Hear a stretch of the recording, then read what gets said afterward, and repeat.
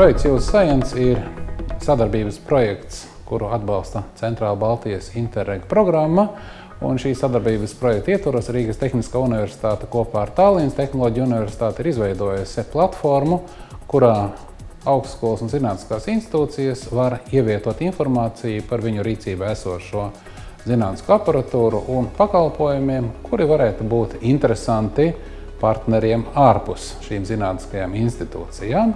Tā ir ļoti lieliska iespēja, jo šobrīd cilvēkiem, man liekas, nav zināšana par to, kas viņiem ir pieejams un ko viņi var iegūt gan šajā laboratorijā, gan vispār varbūt tajā sfērā.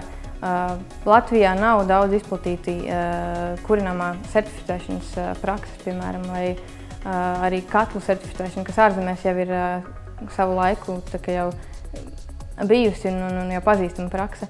Un tāda datubāze palīdzētu vietējiem ražotājiem un klientiem apzināties, kādas viņiem iespējas un ko viņi var panākt ar savu produkciju. Portālā ir pieejama informācija par daudziem desmitiem zinātnisko institūciju, kuru rīcībā ir unikāla vai netik unikāla zinātniska aparatūra, kura var tikt iznomāta, kura var tikt piedāvāta industrijas pārstāvjiem, pašvaldībām, nevalstiskām organizācijām, kuram ir šāda te interese. Ar ko mēs lepojamies, ir biokeramika žokļkaulu atjaunošanai, kas pašlaik ir klīniskajā izpētes stadijā, kad viņi jau tiek operēti cilvēkiem un pārbaudīti. Un otrs tāds materiāls ir titāna dioksīda elektrodi, kuras izmanto ūdens attīrīšanai. Mēs varam veikt tādas galvenās analīzes, kas nepieciešams neorganiskiem pulveriem. Vislielākā specializācija, domājot, ir tieši keramikā un stiklos un pārklājumos. Un tad mēs cenšamies arī iespiesties nedaudz polimēru lauciņā.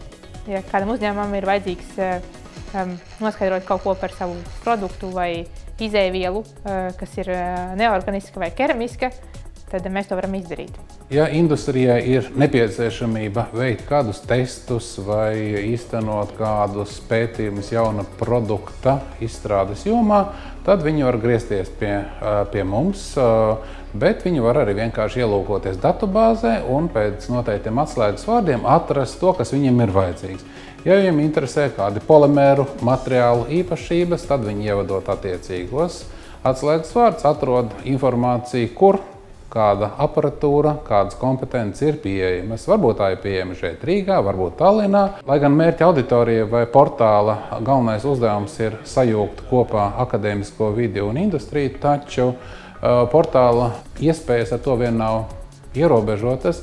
Un mēs ceram, ka arī dažādas akadēmiskās institūcijas un zinātnieki, papētot, kāda informācija ir iekļauta šajā te portālā, atradīs varbūt saviem pētījumiem, mērījumiem, testiem nepieciešamo iekārtu, jo portāla mērķis ir apvienot ne tikai dažas universitātes un zinātniskās institūcijas, bet apvienot informāciju par Baltijas reģionā un vēlāk varbūt arī visas Eiropas reģionā pieejamām kompetencēm un zinātnisko iekārtu.